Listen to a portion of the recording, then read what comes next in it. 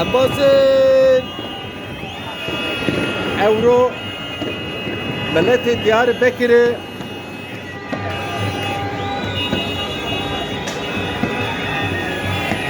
maç kazanç kerdi, maç top kazanç kerdi ha. Ona tiyavını peru besto adır. Seyda. Seyda. Millet ya besto adır vallahi millet keyif kan ha. Bana hak ker. Dünya maserin. Ahmet Sıkı. Aynen. Seyda Bay Temur. Bu misafirim ha. Ma Süper Lig'de inşallah mali devam ki. İnşallah. Ve dünya mara ders bulmuş. Aynen abi. Dezaparo zayit ya.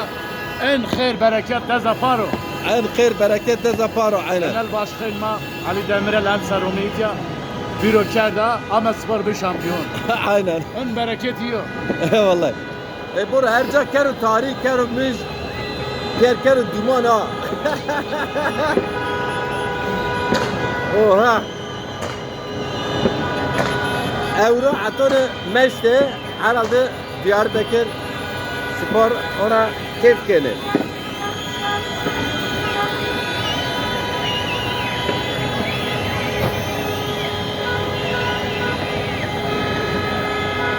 Diyarbakır Spor.